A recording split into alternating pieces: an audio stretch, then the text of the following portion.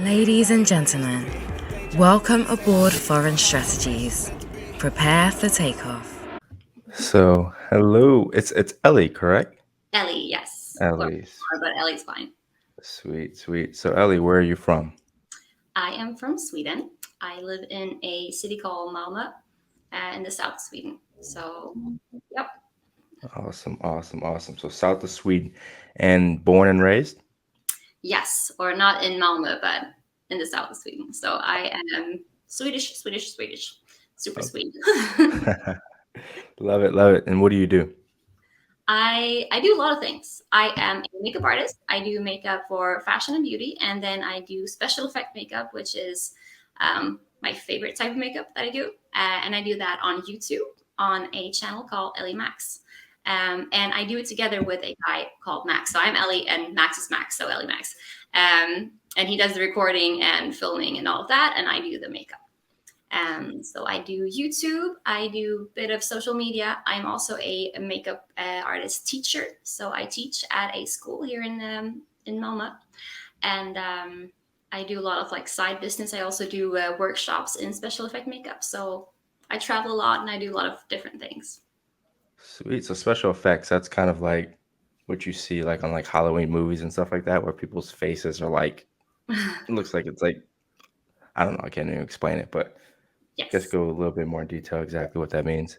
Yeah, I do like scary makeup, like Halloween Okay. makeup. So for YouTube, I do Halloween makeup with things that you can find around your house, like in the supermarket or like a craft store. So it's supposed to be like really scary makeup that looks super advanced, but it's made with like super ordinary things like just tape and like tinfoil and stuff like that. And then I do workshops with special effect makeup that's made for movies. So it's like with silicone and latex and other more expensive type of products. So I do two different versions of the same thing. Sweet, sweet. That sounds pretty cool. Sounds pretty cool. Sweet. So, what is it like living in Sweden? I guess, well, first off, have you lived anywhere else before? No, I've traveled a lot, but I've only lived in Sweden. So I would actually like to like do maybe like a bit more traveling and stay for a bit longer at places, but I have just been traveling like for short periods. So I would like to, but in Sweden, I like it. I like Sweden. I just got a new apartment, which I'm on the floor in right now, and I've lived here all my life. I like Sweden. I would like it to be a bit warmer, but other than that, I really like Sweden. Sweet. So, what do you like about it? If you can name two things, two Mm, pros, two cons. I like well, the main thing about Sweden compared to other countries would be that school's free, dental care is free, medical free, all of that's like I can break whatever in my body and pay like $20 and then they save me. So that's a pretty good thing compared to the US, for example. I just like the fact that everything here is really like it's a good country. That there's nothing that I don't like. Maybe the only thing that I wouldn't like is that people we have it's a Swedish word. I don't know how to explain it. It's like that you shouldn't like be better than anybody else. That everybody's good at everything, and you're like, if you're good at it, you're good at it, and you stay in your place. In America, everybody's like, oh, you're so amazing, you're this, this, and this, and people are like bragging about yourself. And in Sweden, bragging is a no-go. But I think it's like a little bit too much of a no-go. I feel like people are really good at things, but they're like, no, I'm not that good, and they're like backing away from being proud of themselves. Okay. Okay. Yeah, definitely. I've definitely heard that before. So yeah, it's definitely interesting. Um, Next question would be, so have you been to, so how would you compare Sweden to Norway, Finland, and Denmark? Or would you say they're pretty similar? We're pretty similar. Maybe a bit different in I know that Finland is or has been like voted the most happy people in the world. I don't know why. I like Finland. I've been there a lot, but for me, I think it's a bit too find a word that's nice. I have to be Swedish about it. It's a bit dull for me. I think Sweden is very, there's a lot of creative people in Sweden and in the other countries too, I'm sure, but like a lot of music comes from Sweden. A lot of music comes from Swedish songwriters. We have a lot of art, a lot of that. Denmark is really, I think they're more carefree than Swedes. And Norway is really fucking expensive. And so I don't go to Norway. Norway's nice, but you can't buy anything because you'll just be broke and die. So a lot of Swedes go to Norway to work, and they like to work and make a lot of money because that's how that country works. People have high salaries, but everything else is also super expensive. So living standards are the same. So a lot of Swedes go to Norway to work and to earn a lot of money and eat nothing, and then go to Sweden and spend their money because it's cheaper. Okay, makes sense.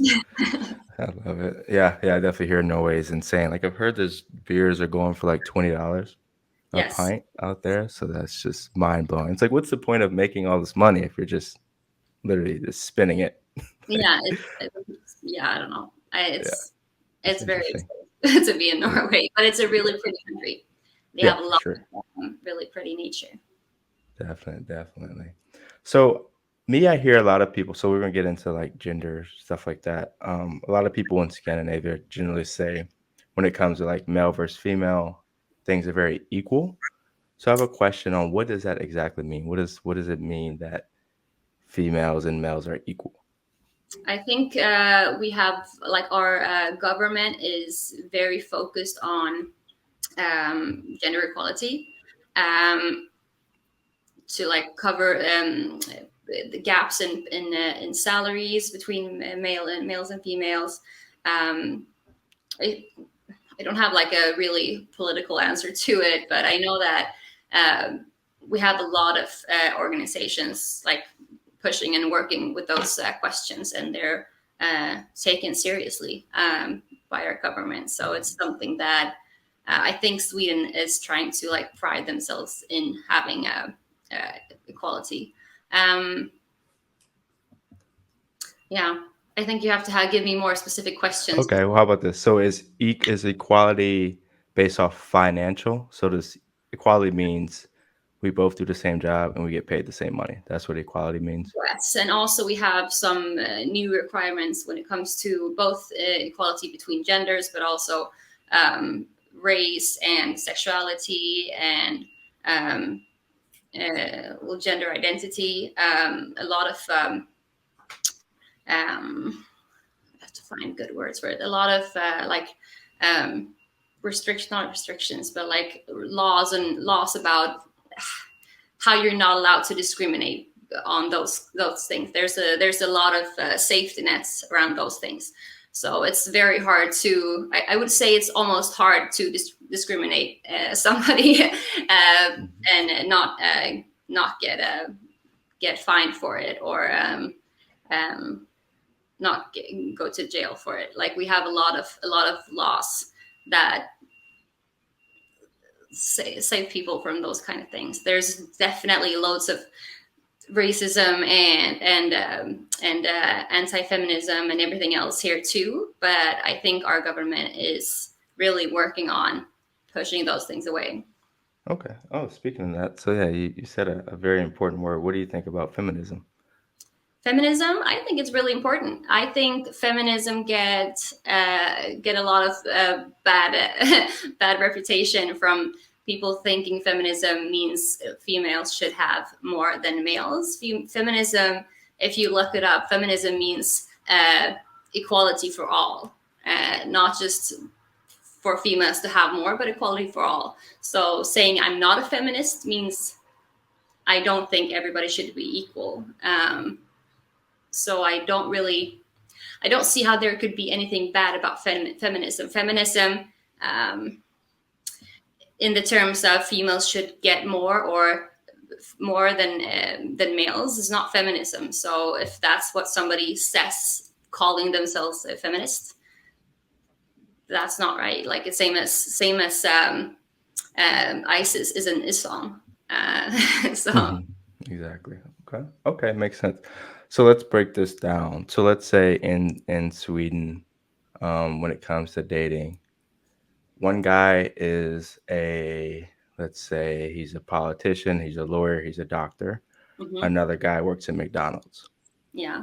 Which one, they both look the same, which one would you go for? The doctor, lawyer, politician, or the guy who works at McDonald's? I think I have I barely date, first of all. But I have, for me, what I like in a person is them being passionate about something and having like goals. And you could have the same goals working at McDonald's as being a lawyer. If your goal is being a lawyer and you're already a lawyer, it just means you're closer to your goal. If you work at McDonald's, you're probably just like a few steps down and you're still trying to reach whatever that is. And if you don't have a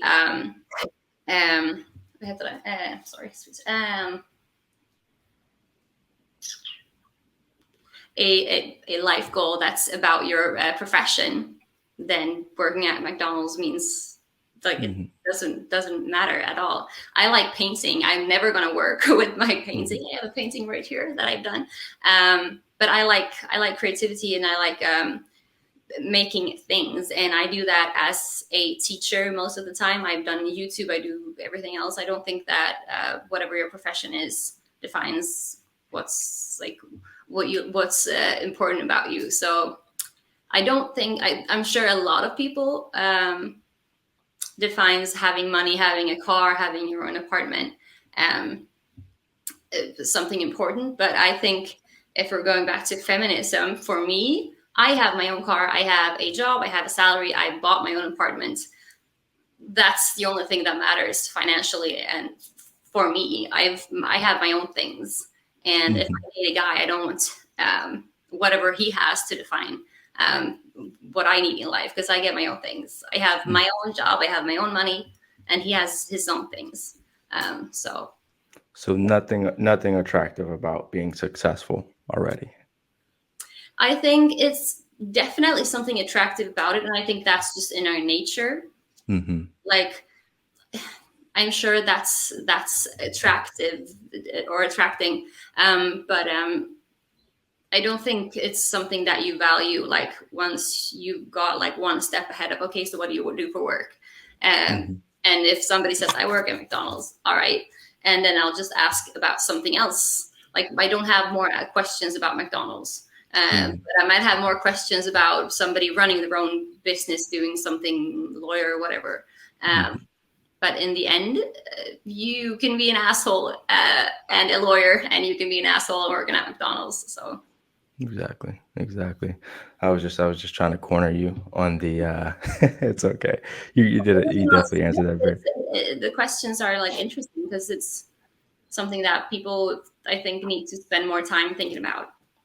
Yeah, exactly. Because I was kind of hitting at the equality thing, because generally speaking, from like a biological standpoint, the female likes, like what you said, to date men who have goals, whether they're at that goal currently or they're currently working towards it. So they like seeing a guy who wants more out of their life. And at sometimes when, let's say, women say they want to make the same money, they want to be on the same level as a man, that ends up not being the case because they want a guy that's actually striving to be more. I like to bring up the Oprah Winfrey. You know Oprah? You know Oprah Winfrey? Yes. So Oprah Winfrey is a billionaire, right? So there's very few guys in the world that are billionaires. Yeah. So I like to ask this question is, do you think Oprah Winfrey's happy that she can't really necessarily date somebody that's technically more successful than her in the financial means? Like, do you think she's actually happy being that rich compared to everybody else in the world? Or do you think she wish she could actually find somebody who, is compatible with her, but also makes more money than her? Do you think that's something? Or do you think that's not true? I think she's perfectly happy being richer than every other man on the planet, practically. I would like to think so. I think that goes back to whoever she is, like as a person. But for me, I've been just as happy and just as depressed having 1 million followers on my YouTube or subscribers on my YouTube channel and making loads of money and just having 2 subscribers and not knowing what I wanted to do. So I think it's important to remember that having money doesn't make you happy, and having a partner doesn't necessarily make you happy either. You have to be happy with yourself, and whatever I have, I think I look for a guy that has a lot of passion and high goals, because I do. And I am just scared that if I meet somebody that is fine, not like we usually call it like a taco Friday kind of person, or I do, like just being fine with like life as it is. I'm not. I feel like as a person, I need to do things. I want to travel. I want to try new things. I want to get more and more successful about my work, not necessarily in having more followers, but in being better at what I do, like educating myself. If I meet somebody that's not fine with that, I'm scared that that person's not going to be fine with me doing those things without them. Exactly. Okay. Makes sense. I like that. Great answer. Okay, I'm going to ask you one more question. So how would you compare, what's your opinion on, let's say, the American lifestyle versus the Scandinavian lifestyle? Like, what do you think is different? American versus Scandinavian. Or you could say Sweden, whatever. Yes, Swedish. Yeah, it's different.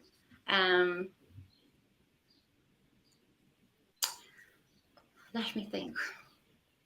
No, but I think the like positives and negatives and everything. But I think in America, I love being in the US. I've been there a couple of times, I've been into New York and New Orleans and Los Angeles, which is my favorite.